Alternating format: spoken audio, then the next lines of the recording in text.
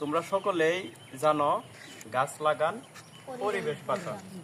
তোমরা বিভিন্ন স্লোগানে দেখছো, বইয়ে লেখা আছে বা বিভিন্ন পোস্টারে লেখা আছে গাছ লাগান পরিবেশ বাঁচান, তাই না? এখন আমরা কি এই গাছ লাগান পরিবেশ বাঁচান এটার ব্যাখ্যা জানি?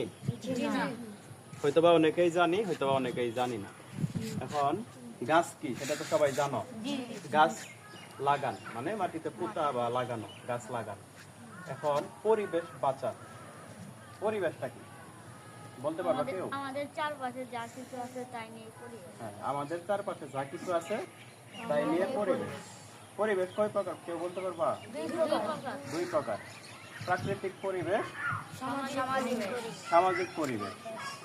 প্রাকৃতিক পরিবেশটা কি কি?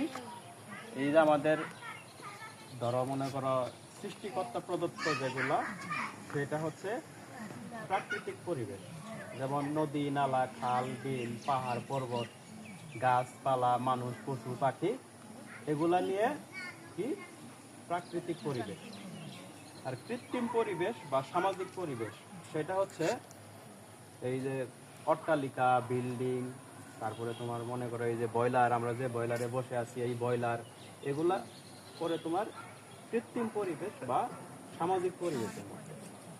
এখন পরিবেশ বাঁচান, বাঁচানটা কি আসলে? ধরো মনে করো ধ্বংস হয়ে যাচ্ছে, ওটাকে রক্ষা করছি আমরা। হ্যাঁ, বাঁচান মানে গাছ পরিবেশে না থাকলে কি ক্ষতি হইতে পারে জানো? গাছ হচ্ছে আমরা যে অক্সিজেন নেই, এর অক্সিজেন উৎপাদন করে একমাত্র গাছ।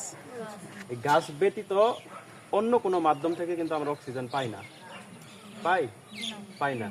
একমাত্র গাছ আমাদের অক্সিজেন দেয়, আমরা যে নাক দিয়ে গ্রহণ করি। এই অক্সিজেন না থাকলে আমাদের বাঁচার সম্ভাবনা জিরো।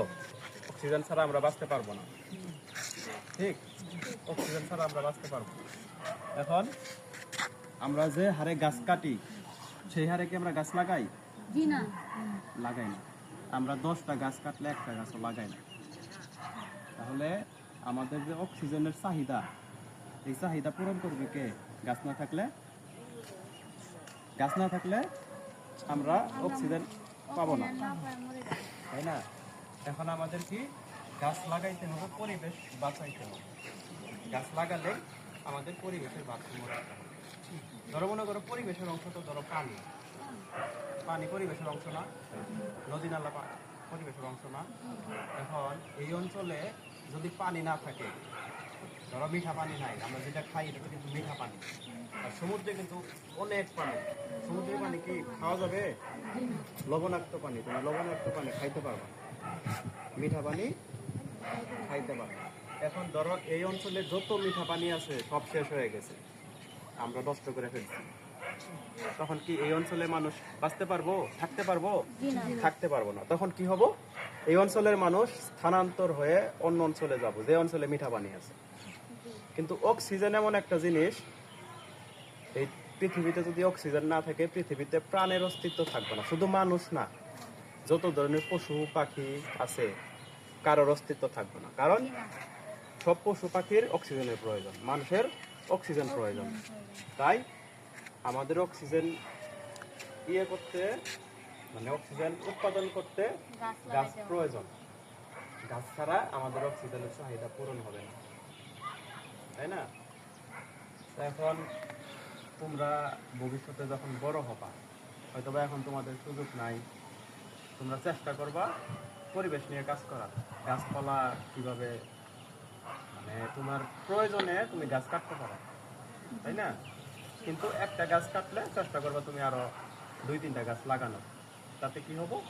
তোমার ব্যালেন্স হবে, ভারসাম্য রক্ষা হবে। তুমি একটা গাছ কাটছো তোমার প্রয়োজনে, তুমি আরো গাছ লাগাই দিলা, তোমার ওই গাছটা অক্সিজেন দিত, এই গাছগুলো বড় হয় তখন তোমাকে আবার অক্সিজেন দিবে। খালি গাছ কিন্তু আমাদের অক্সিজেন দেয় না, গাছের মাধ্যমে আমরা কত সুবিধা পাই। ফল দেয়, কাঠ দেয়, তাই না? পাখিদের আবাসস্থল মানে আশ্রয়স্থল, বাসা বানায়, ছায়া দেয়। তুমি মনে করো কড়া রোদের মধ্যে, ঠাড়া কড়া রোদের মধ্যে তুমি অনেক পথ হাঁটছ, তখন তোমার একটা গাছের নিচে গেলে তোমার কিন্তু ঠান্ডা প্রাণটা জোড়ায় যায়, তাই না? বুঝছো না সবাই? পরিবেশটা কি বা গাছের প্রয়োজনটা কতটুকু তাপসি, বুঝছো? হুম, তাহলে কি করা লাগবে? পরিবেশ বাঁচাইতে কি করা লাগবে? গাছ লাগাতে হবে, গাছ লাগাইতে হবে, পরিবেশ বাঁচাইতে হবে, তাই না? ঠিক।